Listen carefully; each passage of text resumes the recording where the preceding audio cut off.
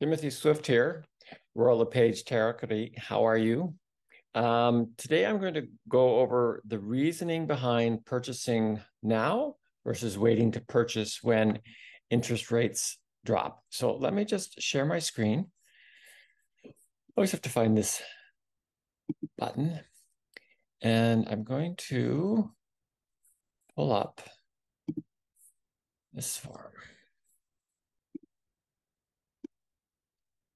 So I want you to have a look at this form, and we're going to go over this in some detail. So this is interest and mortgage rate comparisons. So I'm going to do one for first-time home buyers and one for $1 million purchases.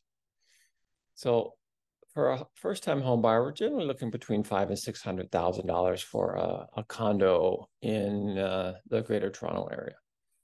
Sometimes more, sometimes less.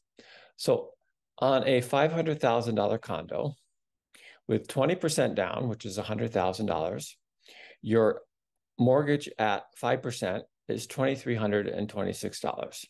Now, this excludes things like taxes, insurance, maintenance, hydro, and water. This is just your mortgage. If you put 5% down, your mortgage is $450,000, and your monthly payment is $2,617.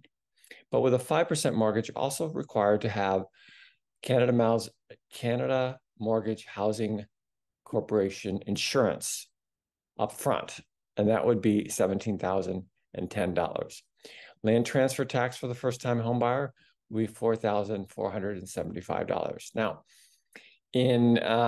for first-time home buyers, the maximum land transfer tax rebate is $8,475. So just a few numbers to keep in your head. Now, these numbers are all based on a 5-year fixed mortgage with a 25-year amortization rate. Now, if we wait until the mortgage rate drops to 4.5%, that $500,000 condo or home is going to be likely worth $550,000 or more, so a 10% increase. So with your 20% down, your mortgage payments are $2,435. So it's almost $100 more than if you took a mortgage at 5% for the same property. If you put your 5% down, your mortgage payment has gone up almost $280. Plus, your CMHC insurance has gone up and your land transfer tax has gone up. So you can see there's really no advantage to waiting for the mortgage rates to drop because prices are going to go up. If you want to wait till it drops to 4.25%, which it could by the end of the year, that $500,000 property is likely worth $600,000. 20% down, mortgage payment of $2,590. That's $264 more per month for the same property if you bought it at 5%. With 5% down, definitely you're looking at a bigger mortgage, and your mortgage is $459 more. Plus, your CMHC insurance has gone up $5,700, as did your land transfer tax. So there really is no advantage to waiting for the interest rates to drop because the prices are going to go up. Very similar with the $1 million condo. So we're talking at we're looking at $999.99. There's a reason for that. A mortgage with 20% down, your 5% mortgage is going to be $4,653. If you put 5% down, which you're still allowed to do for a mortgage property under $1 million, your mortgage payment will be approximately $5,234. But your land transfer tax, not your land transfer tax, sorry, your CMHC insurance is almost $29,000, and your land transfer tax is $32,950. You're still allowed, if this is a first-time home buyer, the $84.75 deduction from your land transfer tax. If you wait for the mortgage to drop to 4.5%, that $1 million property is likely to be worth 1.1 or more.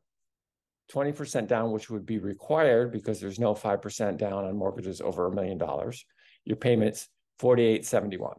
So it's already $200 more. And your land transfer tax is another $4,000, excuse me. If you wait for the 4.25, your $1 million property is worth 1.2. Mortgage with 20% down, 960,000 is 5,181. So about $500 more per month by waiting. And your land transfer tax is up. So really look at these numbers. It's great to explore that, it doesn't make sense if you are thinking of buying, first-time home buyers or people who are reselling and buying, to wait, because your payments are simply going to go up. You're going to be paying more for the same property that you could have gotten at 5% versus at 4.25%. And the fixed rates now are anywhere between 5 and 6% for 3 years. And that's probably the best bet going. So have a look at that. Makes perfect sense. I'm going to get out of the share screen and and let you know that, if you've got more questions, feel free to reach out to me. Timothy Swift. My email is Timothy Swift.